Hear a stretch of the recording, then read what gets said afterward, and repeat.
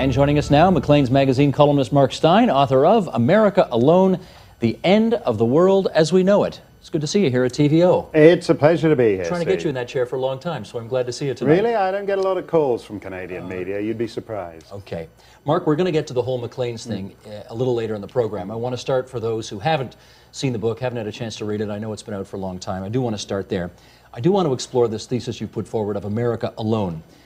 The subtitle says a great deal, so let's start there. What are the characteristics of the world that you say is coming to an end? Well, by the end of the world as we know it, I mean, at the minimum, the end of the post-Second World Order in which freedom and prosperity and democracy have been expanded by America and its allies across the world. That post-Second World War order is kaput, finished, over. Sure? For sure. The question, I think, the other half of the transatlantic alliance, if you look at it, the Western world as an alliance between North America and Western Europe is transforming into something other. We don't know whether the other is going to be better or worse, but it's going to be different. And we can have an argument about whether it's going to be better or worse, but we cannot dispute that what is underway in Europe is what the United Nations Population Division calls the fastest population transformation in history. From what to what? Well, essentially, Western Europe, like Canada to a certain degree, has given up breeding. You have upside-down family trees. You have 4 grandparents with 2 children and 1 grandchild. That's what is normal now in Spain and Italy. So essentially, Western Europe has imported a Muslim population from North Africa and the Middle East to be the children they couldn't be bothered having themselves. That is simply a factual analysis. The United Nations Population Division would agree with that. What they don't get into is the broader geopolitical implications. Political ramifications thereof. You have said the book is about them, meaning the Muslim immigrants, rather than about us. No, I've said it isn't about them. Because in a sense, whatever one feels... That's what I just said. The book is not about them. Yeah, it's not about them. It's about us. It's about us, yes. So what is it about the us that we need to know? Well, the question, I think, is whether it's more than the end of the Second World War and a kind of total civilizational exhaustion of the Western world in whose image the planet has been shaped for essentially the last half millennium. Whether, in fact, the demographic crisis in Europe, the fact that people don't bother having babies, is maybe the most literal manifestation of a kind of civilizational ennui or exhaustion. And I think that's a huge... I can't imagine being a writer in the beginning of the 21st century and not wanting to talk about that because it's the biggest story of our age. Well, you are, and we're going to go through it. The key factors you've cited, one, demographic decline. The second, the unsustainability of the social democratic state. What does that refer to? Well, I think that basically means that if you set up a state predicated on mid-20th century birth rates, and you don't have those birth rates anymore, that's an issue that you have to resolve. If you think back to previous population declines, the Yukon, for example, the gold rush. 1 minute it's everyone's whooping it up, the bars in Whitehorse are packed, the saloons in Whitehorse are packed, everyone's having a grand old time. Then everybody goes away, and it's not a problem because all the hoochie-coochie dancers in the Whitehorse saloon are not dependent on big welfare programs that you need a growing population to sustain. Everyone just gets on the last dog sled and leaves. The difference in Europe is that a very elderly European ethnic population has set up a hugely expensive welfare state that requires ever-growing numbers of people to sustain it. Is that what you refer to in the third factor, civilizational exhaustion? Yes, I think that's part of it. I think it's an interesting question why you have the wealthiest society in human history, but just for one generation. If the European Union is so great, why don't people want to have children in it? Canada is nothing if not a smug society. Everyone thinks Trudopia is the greatest thing since sliced bread, a lot better than sliced bread, in fact.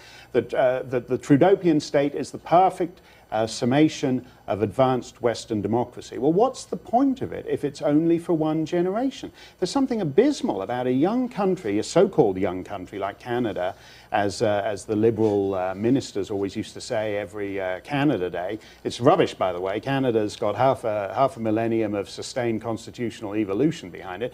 But accepting this mumbo-jumbo that it's such a young country, it's actually false. The difference between Canada and the United States is not that, you know, we nice, fluffy, caring, compassionate Canadians have got socialized healthcare and those psycho Yanks have got guns. The difference is that this society is aging a lot faster. Well, let me take you back overseas, because we've got some numbers here. These are from BBC News, Muslim population in Europe. And Michael, let's put this up and we'll just go down the list here. In the UK, it's at 1.6 million, France 5 to 6 million, Belgium 400,000, Holland 945,000, Germany 3 million, Sweden 300,000, Denmark 270,000, Italy 825,000, Spain at 1 million, and Albania 2.2 million. What does all of that suggest about Europe's future? Well, the point is not the hard numbers. If you look at London, for example, London is about 1/8 Muslim, but the overwhelming majority of that Muslim population are under the age of 25. They're young. What is the energy in a society? Who are the people who are in movies? Young people. Who are your pop stars? Young people. Who are your soccer players or your hockey players? Young people. And consumers and everything, for sure. Well, and also they're your police, they're your army, they're everything. If you don't have young people, you're a society in decline. And the young people in Western Europe are increasingly Muslim. Now, you talk about France, say, it says Muslim population is officially about 10%. But let's just say, for the sake of an argument, call it 10%. If you've got a population of 90% of people who have children at the rate of about 1.3 children per couple, which is believed to be the European average, and you then have a population of 90%, a population of 10% rather, that has about 3.8 children per couple, which are what some of the estimates of Muslim children in Europe are. That 10% and that 90% will have more or less equal numbers of grandchildren. It catches up quite quickly. When? Well, whenever they have grandchildren. What I mean is that what you think of as a tiny minority actually evens up pretty quickly. Here's the key question, though. The vast majority of people, I think it's fair to say, who move to the West, they Westernize. Do you not think these Muslims will do the same? Well, I think that, again, that's where we're getting into the discussion of whether I'm racist and Islamophobic for talking about this. And, you know, that's why, at this point, I'd much rather you bring in your other guest, Steve. I found out yesterday that I was booked on this show, and you'd also booked in these fellas who've been running around town calling me Islamophobic and racist for the last 5 or 6 months. And when I found out about it, we fired off an email to your producers and said, hey, great, we meet at last, let's have the debate that they've been asking for. These fellas, your other guests, refused to debate with me. You refused to sit with me. I don't know why that is. I'm not scary. I don't eat Muslims for breakfast. I'm just one big, flabby, overweight Islamophobe, and they're 3 fit young people. It shouldn't be threatening or menacing to them.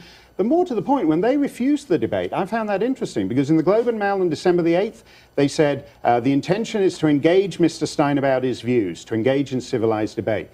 December 20th, National Post. True to Canada's tradition of free speech, we decided to engage Mr. Steyn in a debate. December 29th, Calgary Herald. Okay, we asked for an opportunity to debate. All the way to the BBC a couple of weeks ago, we want an opportunity to debate. Well, here's the opportunity. Why don't you come over, guys? Why can't we? They're sitting over there.